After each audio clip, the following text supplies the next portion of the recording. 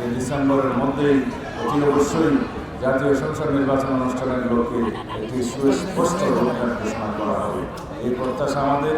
রাষ্ট্রপতি জিয়াউর রহমান বাংলাদেশের প্রতিচ্ছবি, একটি নাম, একটি ইতিহাস। শহীদ রাষ্ট্রপতি জিয়াউর রহমানের জন্ম হয়েছিল এই দেশের স্বাধীনতার জন্য। জিয়াউর রহমানের শাহাদাত বরণ করতে হয়েছে এই দেশের স্বাধীনতাকে রক্ষা করার জন্য।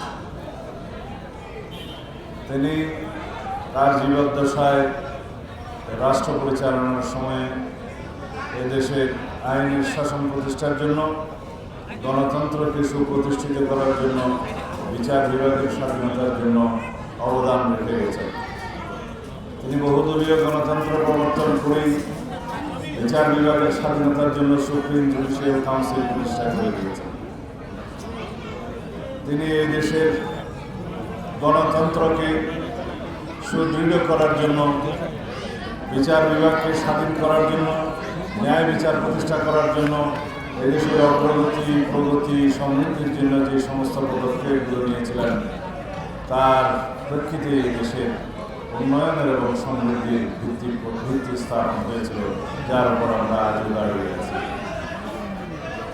এদেশের গণতন্ত্রকে রুখে দেওয়ার জন্য, এদেশের অগ্রযাত্রাকে রুখে দেওয়ার জন্য অত্যন্ত সুপরিকল্পিতভাবে, ষড়যন্ত্রমূলকভাবে শহীদ রাষ্ট্রপতি জিয়াউর রহমানকে হত্যা করা হয়েছে নির্মমভাবে। আজকে আমাদের এই দিনের শপথ হোক, আমরা এই সুখকে শক্তিতে পরিণত করে যেন আমাদের আগামী দিনের জন্য একটি শক্তিশালী, গণতান্ত্রিক এবং সাম্যের ভিত্তিতে, সামাজিক সুবিচারের ভিত্তিতে একটি রাষ্ট্র এবং সমাজ বিনির্মাণ করতে পারি। যে আকাঙ্ক্ষা নিয়ে আমাদের সন্তানরা, এদেশের ছাত্র জনতা বুকের তাজা রক্ত ঢেলে দিয়ে দেশে গণঅভ্যুত্থান করে ফেসিবাদের বিদায় ঘটিয়েছে, ফেসিবাদের পতন ঘটিয়েছে।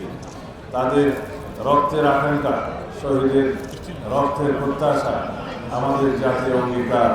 আমরা এই রাষ্ট্রে একটি শক্তিশালী গণতান্ত্রিক ভিত্তি স্থাপন করব, সাংবিধানিক কাঠামো ভিত্তি স্থাপন করব, এই দেশকে একটি সামাজিক সুবিচার ভিত্তিক বৈষম্যহীন রাষ্ট্রে পরিণত করব, যার মধ্য দিয়ে আমাদের সামাজিক অগ্রগতি হবে এবং অর্থনৈতিক অগ্রগতি হবে এবং অর্থনৈতিক মুক্তি হবে। আজকে আমরা সেই সমাজ বিনির্মাণের জন্যই বাংলাদেশে আশা করছি এই জাতীয় অপেক্ষমান একটি সুষ্ঠু, নিরপেক্ষ, সুন্দর জাতীয় সংসদ নির্বাচনের জন্য। অবশ্যই জাতির মধ্যে একটি আকাঙ্ক্ষা সৃষ্টি হয়েছে এবং জাতি প্রত্যাশা করে, আমরা আমাদের প্রত্যাশা ব্যক্ত করেছি।